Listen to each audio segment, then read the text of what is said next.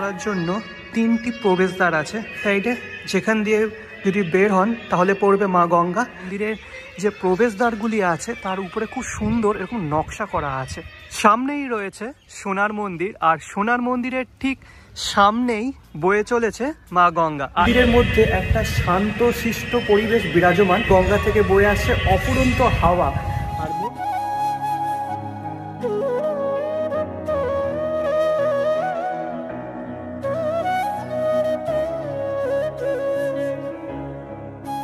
নমস্কার বন্ধুগণ, কেমন আছেন আপনারা? আশা করি ভালো আছেন। আজকে আমি চলে যাচ্ছি গোল্ডেন টেম্পলে, অর্থাৎ সোনার মন্দির। না, পাঞ্জাবের অমৃতসরের সোনার মন্দির নয়, আমি যাচ্ছি কলকাতার খুবই কাছে অবস্থিত খড়দার সোনার মন্দির, যেটি লক্ষ্মীনারায়ণ মন্দির নামেও পরিচিত। এই যে লক্ষ্মীনারায়ণ মন্দির বা সোনার মন্দিরের কথা বলছি, এই মন্দিরটা কিন্তু এক কথায় অসাধারণ একটা পরিবেশে অবস্থিত, আর মন্দিরটা কিন্তু হিউজ। এই লক্ষ্মীনারায়ণ মন্দিরকে কেন সোনার মন্দির বলা হয়ে থাকে, মন্দির খোলা আর বন্ধের সময় কী আছে, কি করে আপনারা এই মন্দিরে পৌঁছবেন, সব কিছু বিস্তারিতভাবে শেয়ার করেছি এই ভিডিওতে আপনাদের সঙ্গে। তাই ভিডিওটি একদম স্কিপ না করে লাস্ট অবধি দেখবেন, এবং ভালো লাগলে অবশ্যই লাইক, কমেন্ট, শেয়ার এবং সাবস্ক্রাইব করে আমাকে আশীর্বাদ অবশ্যই করতে হবে। তো চলুন রওনা দেওয়া যাক সোনার মন্দিরে।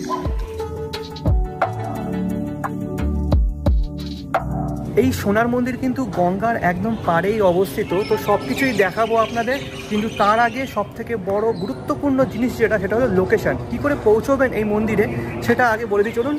কিন্তু তারও আগে, যারা আমাকে চেনেন না, আমি হলাম আপনাদের নীল, আর আপনারা দেখছেন আমার চ্যানেল উইশ বাকেট। তো বর্তমানে দাঁড়িয়ে আছি খড়দা স্টেশনের 3 নম্বর প্ল্যাটফর্মে। স্টেশনের 1 নম্বর প্ল্যাটফর্ম দিয়ে বেরিয়ে আপনাকে অটো ধরতে হবে। অটো ধরে বলতে হবে বলরাম হসপিটাল।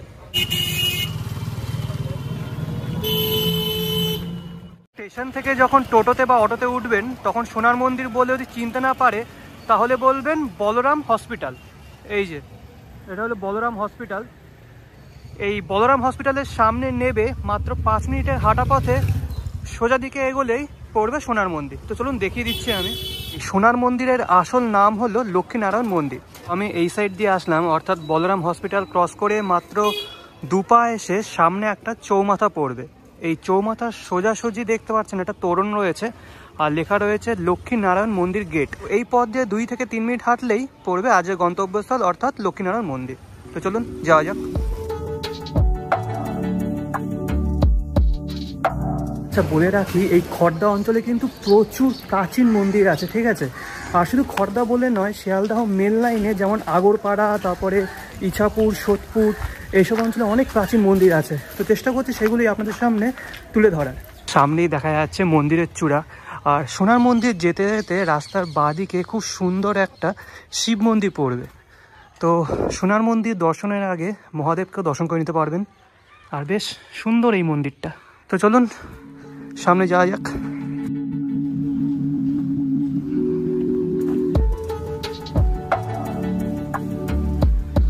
তো বর্তমানে দাঁড়িয়ে আছি মন্দিরের একদম সামনে দেখতে পাচ্ছেন বিশাল বড় একটা গেট।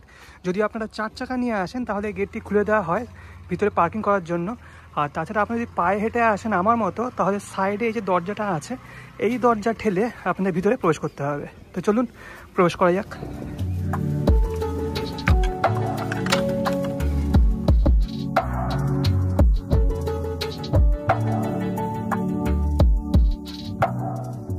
দিয়ে প্রবেশ করেই ডান দিকে একটা রকম বাড়ি দেখতে পারবেন। এই বাড়িটি হলো এই মন্দিরের প্রধান কার্যালয়, ঠিক আছে? তো যাই হোক, সামনের দিকে এগোনো যাক। আর এই মন্দিরটা কিন্তু বিশাল বড় একটা জায়গা নিয়ে অবস্থিত, আর চারিদিক দিয়ে এরকম রাস্তা করা আছে। তো আপনি এদিক দিয়ে হতে পারেন, এদিক দিয়ে হতে পারেন। তো চলুন এই রাস্তা দিয়ে এগোনো যাক।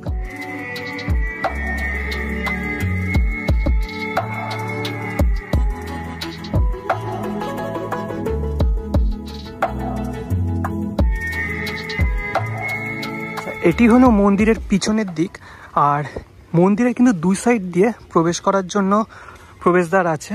তো সেদিক দিয়ে যাব, আপনাদের সব কিছু দেখিয়ে দিচ্ছি। আর চারিপাশটা দেখতে পাচ্ছেন পুরো বাগানে এরকম ভরপুর, আর খুবই পরিষ্কার পরিচ্ছন্ন। আর পিছনেই রয়েছে গঙ্গা, আমি আপনাদের দেখাবো অবশ্যই। আর মন্দিরের এক সাইডে এরকম একটা ঘর বা বাড়ি রয়েছে, যেখানে হয়তো মন্দিরে যারা কাজ করেন তারা হয়তো থাকেন। আর এই হলো মন্দিরে প্রবেশ করার প্রধান প্রবেশদ্বার।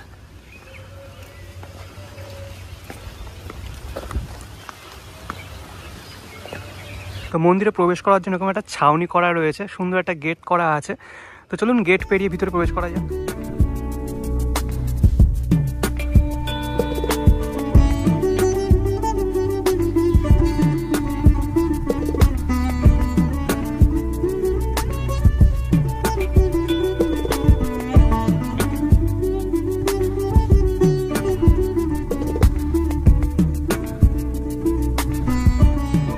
জন্য 3টি প্রবেশদ্বার আছে। একটা হলো এই সাইডে, যেখান দিয়ে যদি বের হন তাহলে পড়বে মা গঙ্গা।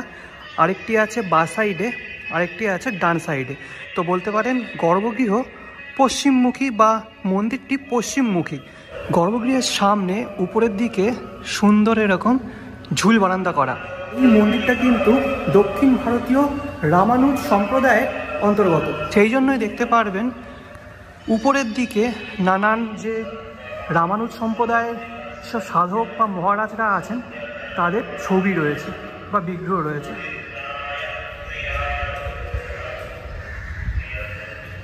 আর একদম উপরে দেখতে পাচ্ছেন রয়েছেন শ্রী রামানুজ স্বামী।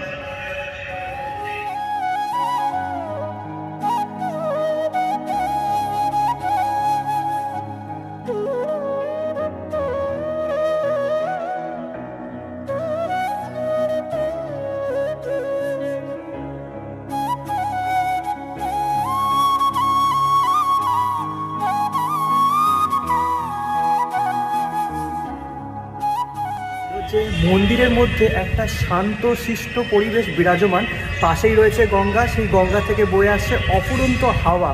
আর মন্দিরের ভিতরে কিন্তু একটা ঠান্ডা অনুভূতি, ঠিক আছে। সামনে এরকম ব্যারিকেড দেওয়া আছে, আমাদের এই সাইড দিয়ে ঢুকতে হবে। আর মূল যে গর্ভগৃহ তার সামনে কিন্তু এরকম প্রক্সিক্যাল গেট রয়েছে। তো চলুন দেখানোর চেষ্টা করছি আপনাদের।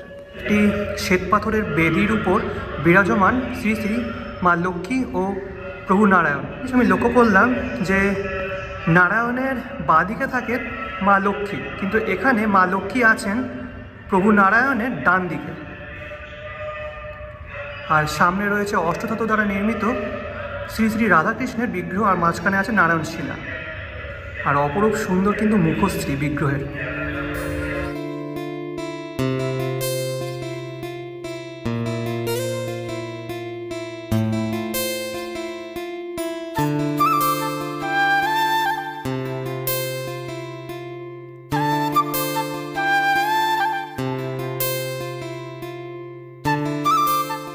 গর্ভগৃহ তার পাশে আরও একটি ঘর রয়েছে, কিন্তু এটি দেখতে পাচ্ছি বন্ধ রয়েছে। আর এই ঘরের পাশে একটা খুব সুন্দর ছবি রয়েছে। তো এই ছবিটি সম্পর্কে আমি তেমন কিছু জানি না, তো আপনারা যদি জেনে থাকেন অবশ্যই কমেন্ট বক্সে কমেন্ট করে জানাবেন। তো মাঝখানে খুব সম্ভবত আছেন ভগবান বিষ্ণু, আমি সঠিক নয়, আপনারা যদি জেনে থাকেন আপনারা অবশ্যই কিন্তু কমেন্ট বক্সে কমেন্ট করে জানাবেন। তো এরকম নানান দেবদেবী, খুব সম্ভবত দেবদেবীদের ছবি অঙ্কন করা রয়েছে। আর মূল গর্ভগৃহের বাঁদিকে আছে আরও একটি গর্ভগৃহ, যেখানে আছেন শ্রী শ্রী বলরাম মহারাজের বিগ্রহ। তো এই শ্রী বলরাম বাবাজি মহারাজকে সেটা আমি পরে জানিয়ে দিচ্ছি যখন ইতিহাসটা বলবো মন্দিরের। দেখতে পাচ্ছেন এরকম একটা শ্বেত পাথরের বেদির উপর তিনি বিরাজমান। গর্ভগৃহের সামনে এই যে অংশটা রয়েছে এটি কিন্তু খুব সুন্দর কালারফুল, বেশ গেরুয়া বর্ণের। আর পিছনের দিকে গর্ভগৃহের যে দেওয়ালটা সেটা কিন্তু হলুদ বর্ণের।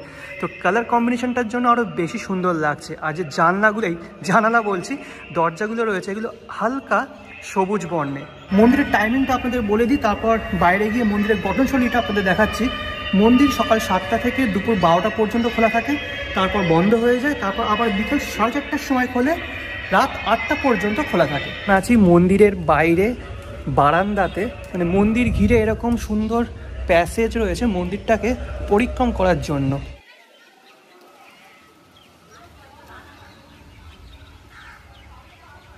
মন্দিরের গঠনশৈলী সম্পর্কে যদি আসি তাহলে দেখতে পাচ্ছেন মন্দিরের যে প্রবেশদ্বারগুলি আছে তার উপরে খুব সুন্দর এরকম নকশা করা আছে, আর বেশ কালারফুল, যেমনটা প্রথম থেকেই বলছি। আচ্ছা, আসি এবার মন্দির সম্পর্কে কিছু তথ্য নিয়ে।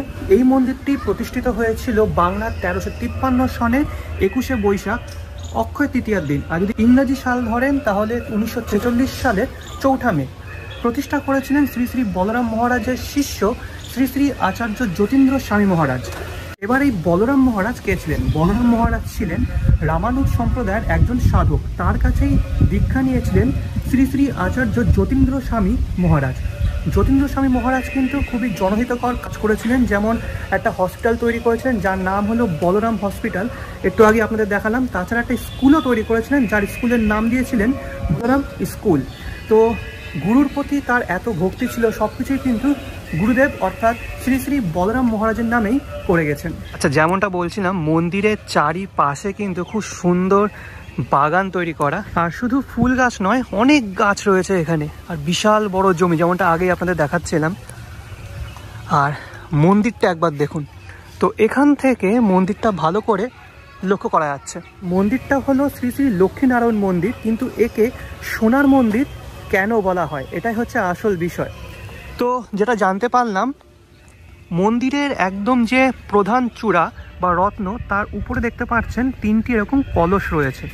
তো এই কলস আর তার উপরে থাকা এই যে বিষ্ণুচক্র, এটি নাকি সোনার তৈরি, তাই জন্য এই মন্দিরকে বলা হয় সোনার মন্দির। আর এই যে প্রধান রত্ন, তার গায়ে দেখতে পাচ্ছেন গৌড়ীয় বৈষ্ণব ধর্মের যে মেন 3টি চিহ্ন অর্থাৎ চক্র, তিলক এবং শঙ্খ, সেটি তৈরি করা। আর তার নিচে যে ছোট ছোট রত্ন রয়েছে তার দুধারে আছে গরুড় দেবতা এবং বাকি দুধারে আছে বজরংবলীর বিগ্রহ। মন্দিরকে পিছনে ফেলে রেখে যাচ্ছি এবার গঙ্গার দিকে। মন্দিরকে চারিপাশ দিয়ে দর্শন করার জন্য এরকম সুন্দর রাস্তা করা আছে, ঠিক আছে? এখান থেকে মন্দিরটা একবার দেখুন, জাস্ট অসাধারণ লাগছে। হলো মেন মন্দির। মেন মন্দিরের ডান পাশে বিশাল বড় একটা অশ্বত্থ গাছ আছে, আর যে অশ্বত্থ গাছের গোড়াটা এরকম বাঁধানো। তো জানতে পারলাম এই অশ্বত্থ গাছের গোড়ায় বসে আচার্য যতীন্দ্র স্বামী মহারাজ সাধনা করতেন, এই যে। আর বিশাল বড় কিন্তু এই অশ্বত্থ গাছটা, ঠিক আছে? এখানে বসে তিনি সাধনা করতেন। আর এখান থেকে একবার দেখুন জাস্ট কি বিশাল বড় চত্বর। সামনেই রয়েছে সোনার মন্দির, আর সোনার মন্দিরের ঠিক সামনেই বয়ে চলেছে মা গঙ্গা। আর এখান দিয়ে কিন্তু অনবরত ঠান্ডা হাওয়া বয়ে চলেছে। আর এখানে কিন্তু একটা বেশ সেরকম বাঁধানো ঘাট রয়েছে, কিন্তু ঘাটে যাওয়া যাবে না কারণ গেটটা দেওয়া রয়েছে। যেটা জানতে পারলাম যে অক্ষয় তৃতীয়ার দিন এই গেটটা খোলা হয়, আর এই গেট খুলে এই ঘাটেই যে বিগ্রহ আছে সে বিগ্রহ স্নান করানো হয় অক্ষয় তৃতীয়ার দিন, মন্দিরের প্রতিষ্ঠা দিবস সেই উপলক্ষে।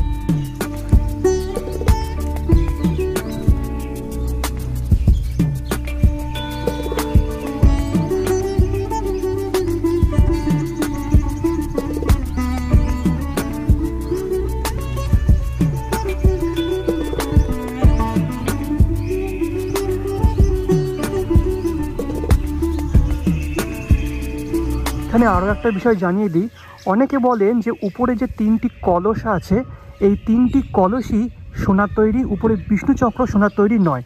আবার অনেকে বলেন কলস এবং বিষ্ণুচক্র সবগুলোই সোনার তৈরি। আবার কেউ কেউ বলেন যে এই কলস আর বিষ্ণুচক্র পিতলের তৈরি, আবার কেউ বলেন সোনার তৈরি। তো যারা এখানকার স্থানীয় বাসিন্দা বা খড়দহ থেকে যারা আমার ভিডিওটা দেখছেন তারা অবশ্যই কমেন্ট বক্সে কমেন্ট করে জানাবেন কোনটি সত্যি কোনটি সত্যি নয়।